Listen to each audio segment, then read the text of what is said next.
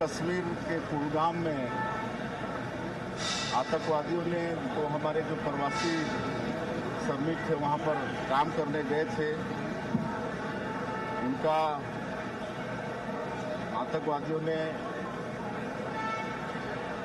नृशंस हत्या कर दी, जो कि बड़ा पीड़ादायक और हृदय विदारक सूचना है।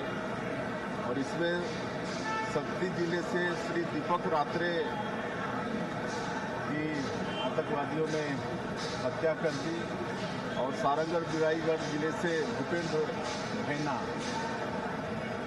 उसकी भी नृशंस हत्या कर दी। और आतंकवादियों के इस कृत्य की घोर निंदा करते हैं और ईश्वर से प्रार्थना है कि दोनों दिवंगत आत्मा को अपनी चरणों में स्थान दें और उनके मृत आत्मा को शांति प्रदान करें। और छत्तीसगढ़ की सरकार दोनों मृतक परिवार को 20-20 लाख रुपये की सहायता राशि प्रदान करेगी। और अभी हम लोग का 3 दिन का दिल्ली प्रवास था, जो कि बहुत ही अच्छा रहा। प्रथम दिन माननीय राष्ट्रपति महोदया से हम लोगों ने मुलाकात किया। हमारे प्रदेश के गृह मंत्री श्री विजय शर्मा जी भी थे साथ में, और जो हमारे बस्तर क्षेत्र के पद्मश्री के अवार्डी थे,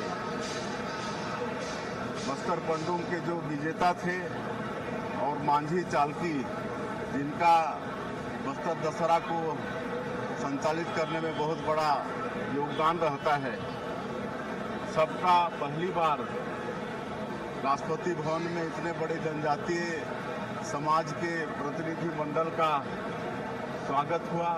महामहिम राष्ट्रपति महोदया ने अपने कर कमलों से सबको अंग वस्त्र पहनाकर और राष्ट्रपति भवन का प्रतीक चिन्ह देकर सम्मानित किया।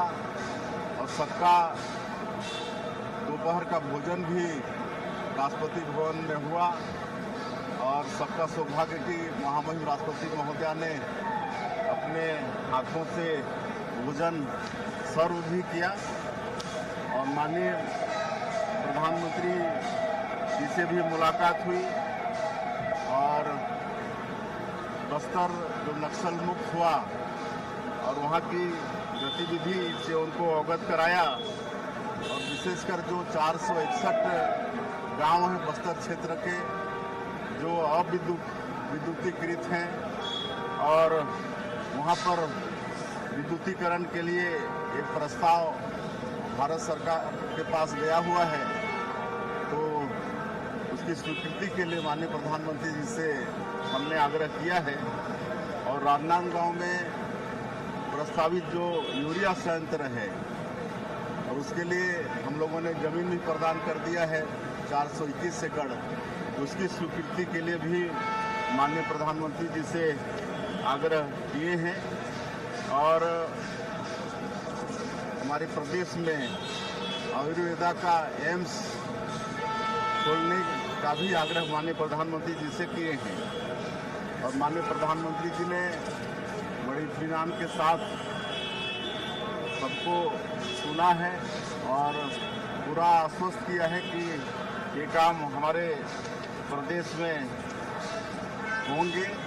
और आने वाले समय में यहाँ पर लखपति दीदियों का भी एक बड़ा सम्मेलन, महासम्मेलन करेंगे, उसका भी आमंत्रण माननीय प्रधानमंत्री जी को दिए हैं और उन्होंने उसको भी सहर्ष स्वीकार किया है। और एक जो महानदी जल बंटवारे का मामला है, जो कई वर्षों से उड़ीसा के साथ ये विवाद चल रहा था, और बड़ा गौरव का विषय है कि जब डबल इंजन की सरकार बनी है तो इसमें लगातार प्रयास हो रहा था। और अभी उड़ीसा के मुख्यमंत्री आदरणीय श्री मोहन चरण मांझी जी और हम दोनों प्रदेश के मुख्यमंत्री और दोनों प्रदेश के अधिकारियों का हमारी जो जल शक्ति मंत्री हैं आदरणीय CR पाटिल जी, उनके समक्ष बैठक हुआ है और CWC को निर्णय के लिए अधिकृत किए हैं कि दोनों प्रदेश के हित और अधिकार को देखते हुए इसका निर्णय करें और आने वाले 3 महीना के अंदर पूरी संभावना है कि इस जल बंटवारे का भी समाधान हो जाएगा। माननीय रेल मंत्री श्री अश्विनी वैष्णव जी से भी छत्तीसगढ़ रेल परियोजना के विषय में चर्चा हुई है और बड़ा खुशी का विषय है कि कई सौगात हम लोगों को मिलने वाला है। उसमें एक कटघोरा से डोंगरगढ़ नया रेलवे लाइन परियोजना है जो 295 किलोमीटर लंबा है। पहले से इसकी मांग चलते आई लेकिन किसी कारणवश वो हो नहीं रहा था और अब इस लाइन के निर्माण का रास्ता प्रशस्त हुआ है और इस रेल लाइन के बनने से कटघोरा, करतला, मुंगेली, कवर्धा, खैरागढ़ होते हुए डोंगरगढ़ तक ये रेल लाइन जाएगी और इससे कई हमारे ऐसे जिले जो रेल से अछूता थे वहाँ भी रेल पहुँचेगा। ये बहुत बड़ी बात है छत्तीसगढ़ के लिए। और सरदेगा, पत्थलगांव, अंबिकापुर, धर्मजयगढ़, पत्थलगांव, लोहरदगा और अंबिकापुर, बरवाडी रेल लाइन की भी शीघ्र स्वीकृति का हमने रेल मंत्री जी से आग्रह किया है। रावघाट जगदलपुर रेल लाइन की स्वीकृति पहले ही मिली है, इसके प्रगति पर भी चर्चा हुई है। किरंदुल से कोत्तागुड़ेम तथा गढ़चिरौली, बीजापुर, किरंदुल नई रेल लाइन इसका जो सर्वे कार्य चल रहा है उसकी प्रगति पर भी माननीय रेल मंत्री जी से चर्चा किए हैं। तो ये सब आने वाले समय में हमारे छत्तीसगढ़ में ये सब बनेंगे। तो इसके लिए हम माननीय देश के प्रधानमंत्री श्री नरेंद्र मोदी जी और रेल मंत्री जी को बहुत बहुत बधाई देते हैं। केंद्रीय संचार मंत्री ज्योतिरादित्य सिंधिया जी से भी मुलाकात हुई और DBN डिजिटल भारत निधि के तहत 2305 नए मोबाइल टावर का प्रस्ताव भारत सरकार को गया हुआ है। उसकी स्वीकृति का भी आग्रह माननीय श्री ज्योतिरादित्य सिंधिया जी से किया है और उन्होंने हम लोग को आश्वस्त किया है कि आने वाले समय में इसकी स्वीकृति होगी। और जो नक्सल प्रभावित क्षेत्र में 577 अतिरिक्त मोबाइल टावर की स्वीकृति उन्होंने पिछले दिनों दी, उसके लिए भी उनको धन्यवाद हम लोगों ने प्रदेश के तरफ से दिया है। माननीय केंद्रीय जनजाति मंत्री जुएल ओरांव जी से भी मुलाकात हुई है और बस्तर क्षेत्र का जो 461 गांव है जहां बिजली नहीं पहुंची है वहां बिजली पहुंचाने के लिए विशेष वित्तीय सहयोग करेंगे, ऐसा उनसे भी निवेदन किए हैं। माननीय कृषि मंत्री शिवराज सिंह चौहान और ग्रामीण विकास मंत्री भी हैं, उनसे भी कृषि भवन में मुलाकात हुई है और उनके पास प्रधानमंत्री ग्राम सड़क योजना भी है। तो हम लोगों ने उनसे भी निवेदन किया है कि जिस तरह से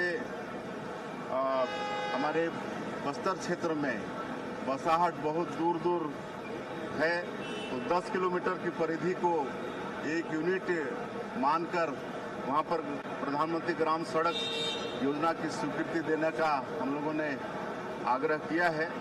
तो उसको भी उन्होंने सहर्ष स्वीकार किया है। और माननीय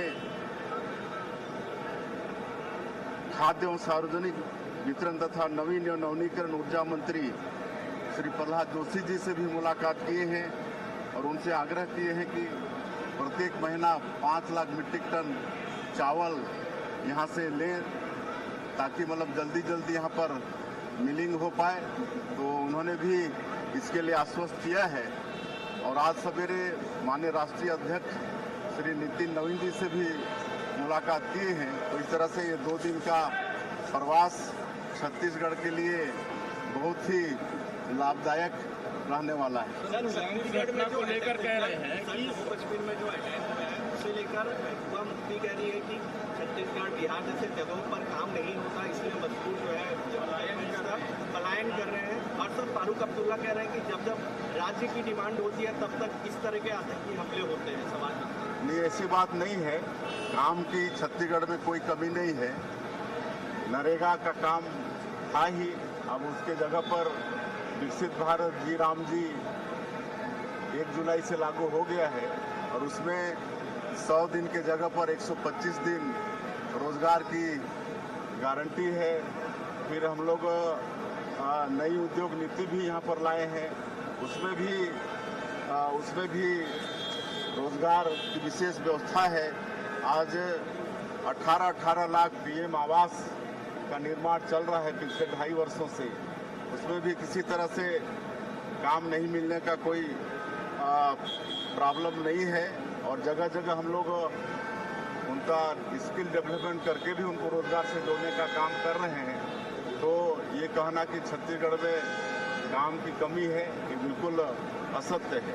कांग्रेस कह रही है कि ये एक कांग्रेस कह रही है कि एक कोई साजिश तो नहीं है, हमला होता है जी फारूक अब्दुल्ला कह रहे हैं सर, जब जब वहाँ पे राज्य बनाने की डिमांड होती है कुछ ना कुछ आतंकी हमला हो जाता है, मुद्दे को डाइवर्ट करने की कोशिश करते हैं। तो नहीं, इसमें भी कोई सत्यता नहीं है। ये लोग तो वहाँ पर काम करने गए हुए थे और इनके ऊपर में आतंकवादियों का एक कायराना अटैक हुआ है। सर कांग्रेस कह रही है कि आशंका जता रही है कोई साजिश है केंद्र सरकार की, देश में जो माहौल बना कि जो जेल की पेश कर रही है। अब कांग्रेस को तो बीजेपी के एनडीए के हर चीज में साजिश नजर आती है, तो उनको अपना चश्मा बदल लेना चाहिए।